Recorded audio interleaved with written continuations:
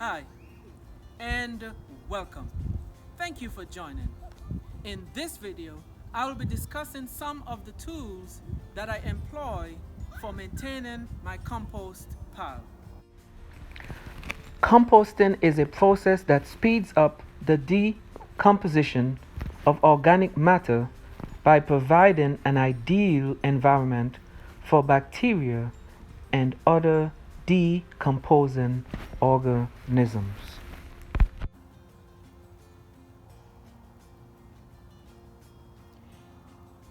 The critical elements needed to make compost are nitrogen, carbon, moisture, oxygen, and microorganisms.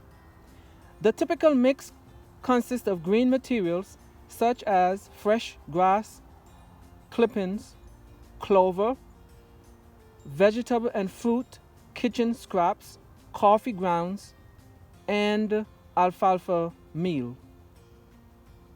And the mixture consists of brown materials such as dried leaves, twigs, cardboard. You can make do with tools you already have, but there are one or two you may wish to purchase specifically to work with your compost. Let's start with the material collection. My typical brown materials are cardboard, dried grass, and dried leaves. In terms of leaf collection, I use collapsible bags, rakes, and tops. Here today I have with me the Gardease Releaf scoop. This large handheld tool provides an extra pair of hands. I can fill the collection bags faster. I use this leaf scoop in hard to reach areas where the lawnmower is not accessible. The collected leaves here that I'm collecting here are from a sycamore tree. One thing to note is deciduous trees and shrubs are good choices. However, you should avoid evergreens, walnut leaves, and eucalyptus leaves. One thing I like about this leaf scoop is it has some slots on each wrist, and once I'm through using it, then I can easily put it inside of the storage on the hooks.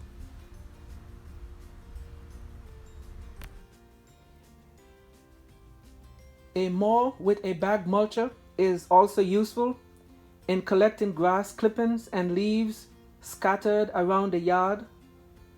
The cut leaves into smaller pieces allow for faster decomposition. A spade shovel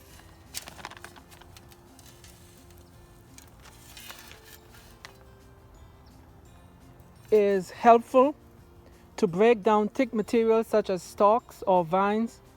You could also use a pruner or shears to cut vines and stalk into smaller pieces, and that will be work if you do not have a shredder, electric shredder.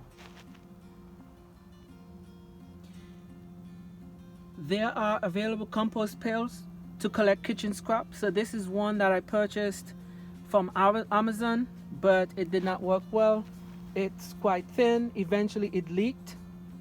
So I am now using a 5-gallon bucket for collection, and I simply take the scraps out at the same time, and so I don't have a buildup.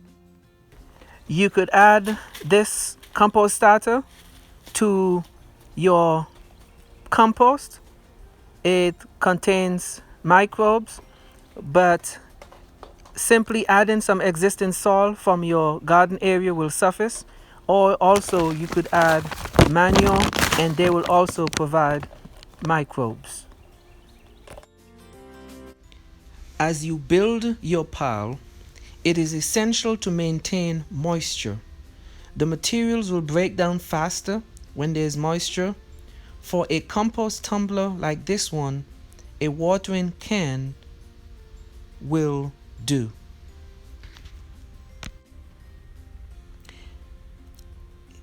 Here, in the case of a larger pile, a water hose would be more efficient to ensure that the moisture is maintained. A pitchfork or shovel is excellent for turning and mixing the materials. With the pitchfork, I can move more material faster and with less work, so I made sure I picked one with a long handle that makes it easier.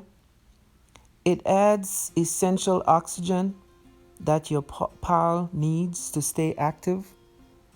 A compost pile that is oxygen rich or aerobic avoids odors and stimulates fast decomposition. So when I am top of things, I usually turn the mixture every week.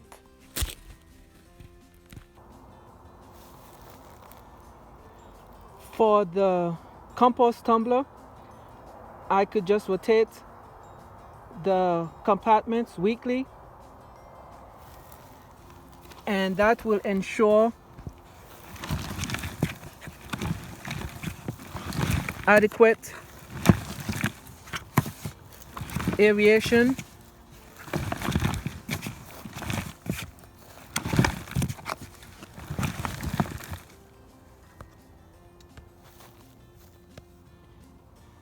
if you are using a standalone compost bin, ensure that it is covered.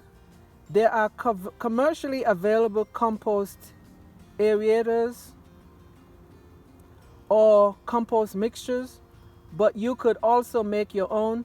You could use something as simple as this stick with a blade or some rebar rod. That will work.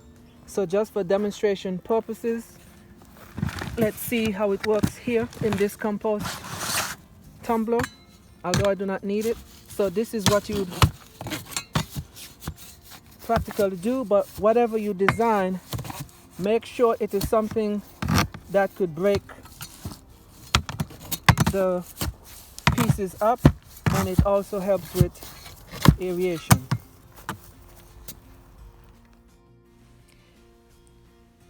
A tote container and wheelbarrow comes in handy when collecting the finished compost, and especially for the compost bin where I have a smaller quantity, then I simply used this designated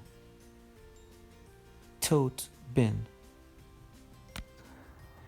There are other tools you could consider, such as a thermometer and pH tester.